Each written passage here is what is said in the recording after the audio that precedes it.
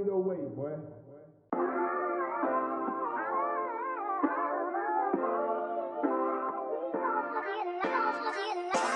When I work out normally, what I'll do, I'll check every once in a while how many reps I can do with whatever weight, and then once I check it, then on for like maybe a long or short period of time, I don't count my reps when I'm working out with whatever I'm doing. I kind of just check in from time to time to see the progress that I'm at. I do like a pyramid scheme workout where I start heavyweight and then decrease, and just keep going as much as I can until I pretty much burn out. And that's how I do my workouts.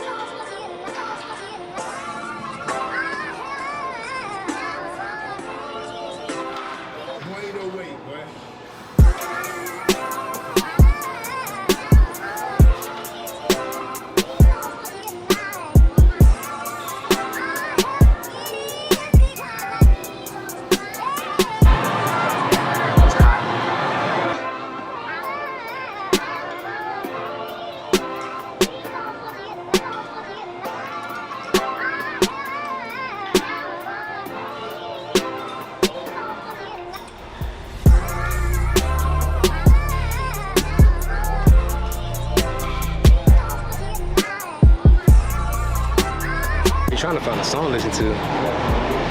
I can never find a good song. I think I found some. Bring your camera in the gym. It gives a lot of attention, man. Like, folks to be staring at everything. And don't let you have some muscle. They gonna stare extra hard. You got a camera and some muscle. But look at that boy doing over there.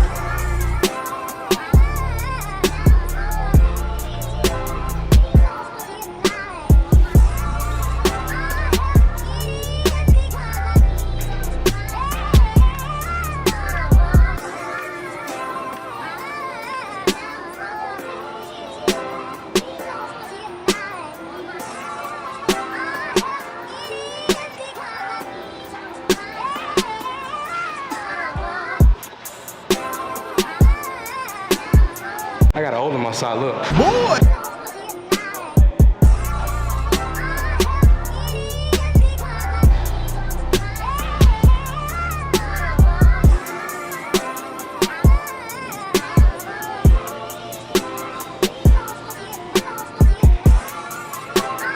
I'm done.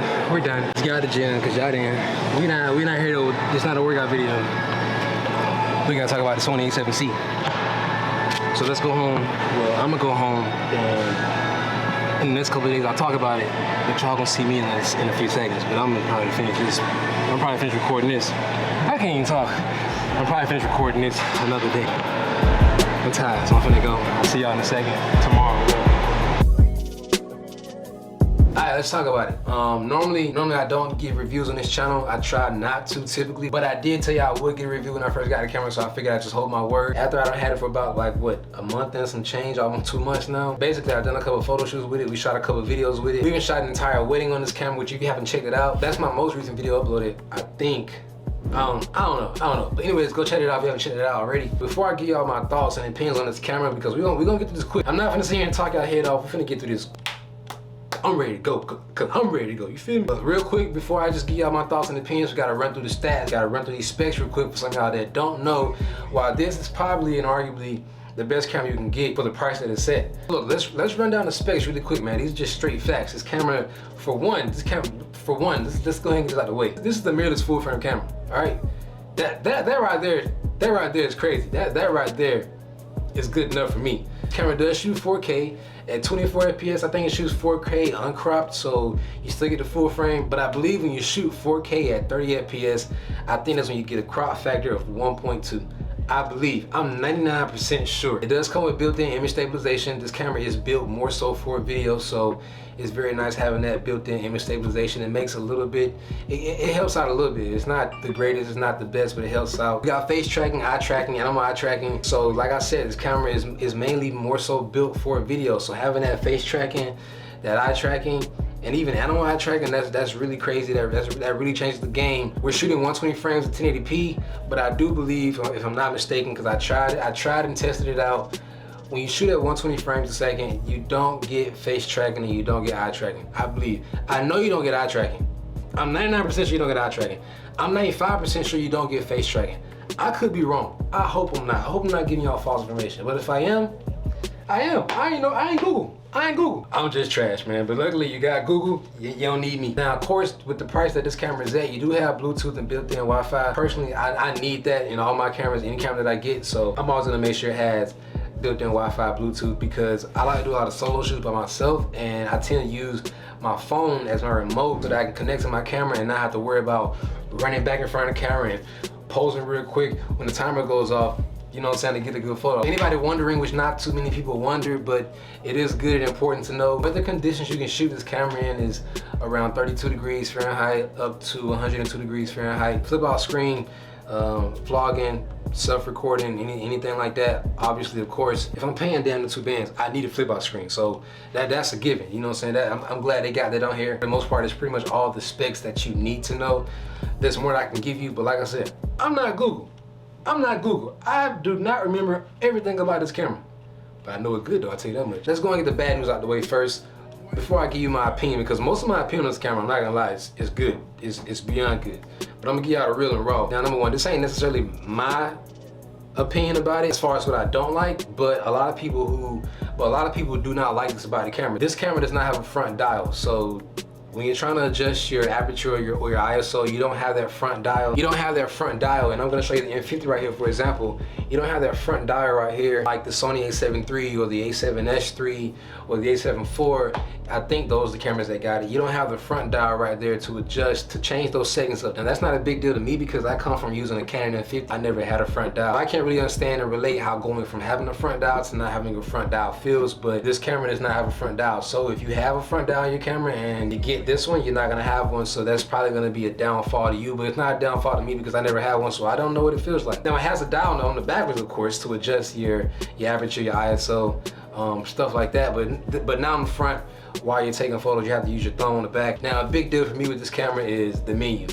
In fact, it's just the screen in general. I don't like that it's not touchscreen. The only thing touchscreen about this camera is when you touch focus. Pretty much when you touch the screen to adjust its focus to a certain area, person point, whatever. That's it. When you're trying to go through the menu and change up settings or go do whatever, you have to use all the buttons on the back of the camera. It's not touchscreen, which I don't really get and understand, because why is my Canon M50 $1,000 less and this thing is completely touchscreen with everything that I do? I don't have to use the dials at all for anything if I don't care to. I don't get that. I don't like that. I adjusted to it. It's not that big of a deal. But every time that I use it, I'm just like, man, why you ain't touchscreen, man? I gotta go through the menu and like literally just press a button to flip through all these categories and everything just to get to what I'm looking for. I don't like. Another negative thing that people would consider to be a bad thing about this camera is it doesn't have 2 SD card slots. Now, like I said, I come from having a camera that only has 1 SD card slot. So I'm used to having 1 SD card slot. And for some people that come from having 2, that's gonna make a difference for y'all. Now, the Sony A7 III has 2 card slots, but this one doesn't. That tends to be kind of like a big key difference when it comes to deciding between these 2 cameras specifically, because like I said before, the A7C and the A7 III are like damn near identical, with a few specs that make a big difference depending on what you're using it for. Having 1 card slot for me is not a big deal, but for other people, I know that it's a big deal. And so that's why some people tend to not get this camera. Now, me personally, the last thing that I do not like about this camera, I don't want to say I don't like it, I'm just more so not used to it. It's growing on me slowly. It's still growing on me. I like it more than I used to. It's the eye finder on the side. I almost committed to getting the Sony A7 III just simply because the eye finder was on the top of the camera in the center where it normally is. And I like the way it looked. I was gonna sacrifice having unlimited recording.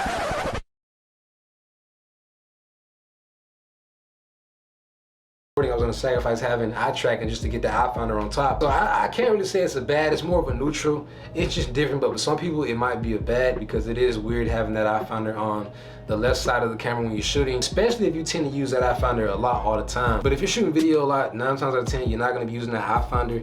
You're gonna be using the screen or monitor, so it's not that big of a deal. It's just something to adjust to whenever you have to use it. So when it comes to everything that I don't like about the camera, I pretty much just said it. Now, what I do love about this camera, I almost got the Sony A7 III, but I'm so glad I didn't because this eye tracking is ridiculous. I mean, the autofocus being able to switch boom to boom is nice as heck.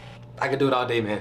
I could do it all day. I could do it all day. If I had to rate it from an unbiased standpoint, I give this camera, for the price that it's at, I give this camera an 8 out of 10. I don't really consider this a beginner camera. I really would much rather consider this more on the intermediate side of having a camera. If you know what you're doing, you can shoot a movie, you can shoot a cinematic, you can shoot a short ad. You can shoot a lot of things with this camera that can look like it should be in the cinemas, and people wouldn't know. On the other hand, my biased opinion, this camera is 10 out of 10. I come from using the Canon at 50, so when I make the upgrade from this to this, like I told y'all before, there's no comparison, man.